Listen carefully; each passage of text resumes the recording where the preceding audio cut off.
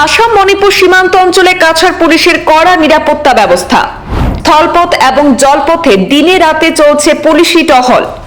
সীমান্তের শান্তি সম্প্রীতি অটুট রাখতে জিরিবামের পুলিশ সুপার এবং কাছাড়ের পুলিশ সুপারের মধ্যে গুরুত্বপূর্ণ বৈঠক। জিরিবাম জেলা থেকে 6 শিশু সহ মহিলার অপহরণ করে নৃশংস হত্যার পর উত্তপ্ত হয়ে আছে পার্শ্ববর্তী মণিপুর রাজ্য।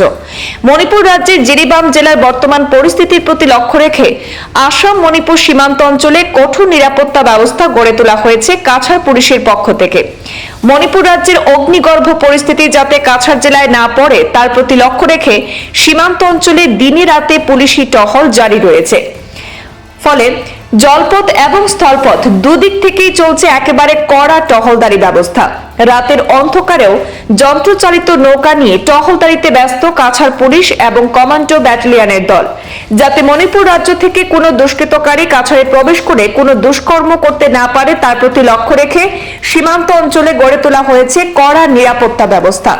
প্রতিদিন কাছাড়ের পুলিশ সুপার নোমাল মাহাতো সীমান্ত অঞ্চলে উপস্থিত হয়ে সীমান্তের পরিস্থিতি খতিয়ে দেখছেন। এমনকি রাতের অন্ধকারেও জওয়ানদের সঙ্গে টহলদারি চালাচ্ছেন কাছাড়ের পুলিশ সুপার। সঙ্গে প্রতিদিনই পার্শ্ববর্তী মণিপুর রাজ্যের জিরিবাম জেলার পুলিশ সুপার রবিনসন সিংহের সঙ্গে বৈঠক করে যাচ্ছেন কাছাড়ের পুলিশ সুপার, যাতে শান্তি সম্প্রীতি বজায় থাকে দুই পার্শ্ববর্তী রাজ্যের সীমান্তে। গতকাল রাতেও সীমান্তের দুই জেলার পুলিশ সুপারের বৈঠকের পর জিরিবাম জেলার পুলিশ সুপার রবিনসন সিংহ সাংবাদিকদের সঙ্গে কথা বলতে গিয়ে বলেন যে জিরিবামের পরিস্থিতি বিগত কয়েকদিন থেকে উত্তপ্ত হয়েছিল ঠিকই, কিন্তু এখন ধীরে ধীরে তার নিয়ন্ত্রণে আসছে। সীমান্ত অঞ্চলে কাছাড় পুলিশ জিরিবাম পুলিশকে যথেষ্ট সাহায্য করে আসছে। এতে দুই রাজ্যের দুই সীমান্তের জেলায় শান্তি সম্প্রীতি বজায় থাকবে, তার জন্য কাছাড় পুলিশকে কৃতজ্ঞতা জানিয়েছেন জিরিবামের police super Robinson Singh.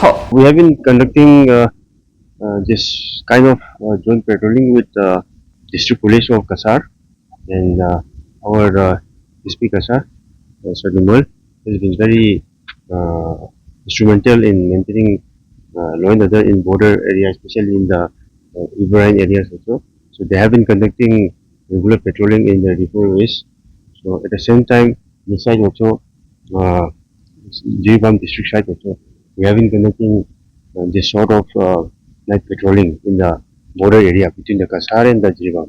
So today we have been, as a part of the security measures, we have been conducting joint patrolling in this border area, and we will be continuing doing this sort of joint exercise together with the Kasar district police. Situation क्या है जिरीबाम का?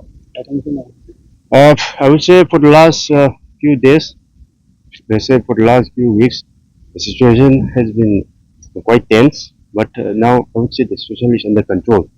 Now, we've been working in a very close synergy with the Kasar district police, especially whenever there is some requirement, we request to SP Kasar and the DC Kasar for any support, like let's say for example for the post-mortem thing also. Jiribam being very in the border, being the border district, and there has been difficulty in going to Impal for any sort of post-mortem and all.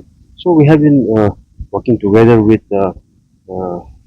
Kasar district SP and the Kasar district DC, so that we have been conducting post-mortem and other activities here in Kasar district. So they have been they have been helping us in good coordination with Kasar district also. Medical college के मणिपुर का 10 dead body रखा है, कब तक ले जाएगा मणिपुर में? Plan is we have been conducting testing post-mortem in different cases, different cases. All the formalities post-mortem have been completed, and tomorrow we are planning to hand over the dead bodies to their related members. Assam আৰু মণিপুৰৰ যি সীমান্তৱৰ্তী অঞ্চল আছে সেই অঞ্চলবিলাকত আপোনালোকে দেখিছে বিগত দিনতো আমি জইণ্টলি যুগ্মভাৱে আমি ইয়াত টহলদাৰী ব্যৱস্থা কৰিছোঁ। ৰিভাৰেন এৰিয়াত যি আছে তাত আমি টহলদাৰী ব্যৱস্থা কৰিছোঁ। স্থানীয় ৰাইজৰ লগত যেতিয়া আমি কথা পাতিছোঁ, তেওঁলোকৰ কথা শুনিছোঁ, তেওঁলোকেও কৈছে যে ৰিভাৰ ৰাইন বা যি নদী, দুখন নদী আছে, জিৰি নদী আৰু বৰাক নদীত ছাৰ্ভিলেঞ্চৰ কথা তেওঁলোকে আমাক কয়। সেইকাৰণে আমি নিশা ছাৰ্ভিলেঞ্চ, নিশা আৰু দিনে আৰু নিশাও আমি নৈ দুখনত আমি ছাৰ্ভিলেঞ্চ ৰাখিছোঁ। জিৰিবাম আৰক্ষীৰ লগত আমি জইণ্টলি এই অঞ্চলবিলাকত আমি পেট্ৰলিং কৰিছোঁ। তেওঁলোকৰ লগত আমি সহযোগ কৰি সীমান্তৱৰ্তী অঞ্চলটোত যাতে সম্পূৰ্ণ শান্তি আৰু শৃংখলা ৰাইজে বজাই ৰাখিব পাৰে আৰু কোনো ভীতিগ্ৰস্ত নোহোৱাকে যাতে তেওঁলোকে শান্তিভাৱে তেওঁলোকে সময় অতিবাহিত কৰিব, তাৰ কাৰণে সকলো ধৰণৰ আমি কাৰ্যব্যৱস্থা গ্ৰহণ কৰিছোঁ। বহুত এটা অঞ্চল জুৰি আছে আমাৰ সীমা অঞ্চল, অসম আৰু মণিপুৰ সীমা অঞ্চল। গতিকে এই সীমান্ত অঞ্চলত লোকসকল বসতি কৰি আছে, বিভিন্ন জনগোষ্ঠীয় লোক ইয়াত বসতি কৰি আছে আৰু তেওঁলোকৰ যাতে কোনো ধৰণৰ অশান্তি নহয় বা তেওঁলোকে যাতে কোনো ধৰণৰ ভয়ভীত হৈ তেওঁলোকে থাকিব নালাগে, দিনে হওক নিশা হওক, তাৰ কাৰণে 24 ঘণ্টাই আমাৰ আৰক্ষী বাহিনীৰ লোক আছে, কামাণ্ডো ফৰ্চেছ আছে, CRPFৰ লোক আছে, সকলোৱে মিলি ইয়াত আমি পুলিচৰ টহলদাৰী ব্যৱস্থা কৰিছোঁ যাতে তেওঁলোকে শান্তি আৰু শৃংখলাৰ মাজত থাকিব পাৰে। তাৰ লগতে দ্বৈতভাৱে আমি গিৰিবাম আৰক্ষীৰ লগত মিলি আপুনি দেখিছে SP মহোদয়, আমি এই ধৰণে আজি বুলি নহয়, আমি প্ৰতিদিনাই আমি ইয়াতে লগ হৈছোঁ আৰু আলোচনা কৰিছোঁ আৰু যি অঞ্চলসমূহত আমাৰ পেট্ৰলিঙৰ বেছি দৰকাৰ হয় সেইবিলাক জেগাত আমি কথা পাতি জইণ্টলি আমি সেইবিলাক জেগাত পেট্ৰলিং আমি ইণ্টেনচিফাই কৰিছোঁ চ' ডেট তাৰ অঞ্চলত থকা যিসকল লোক আছে তেওঁলোকে শান্তিৰে থাকিব পাৰে, নিৰাপত্তাৰে থাকিব পাৰে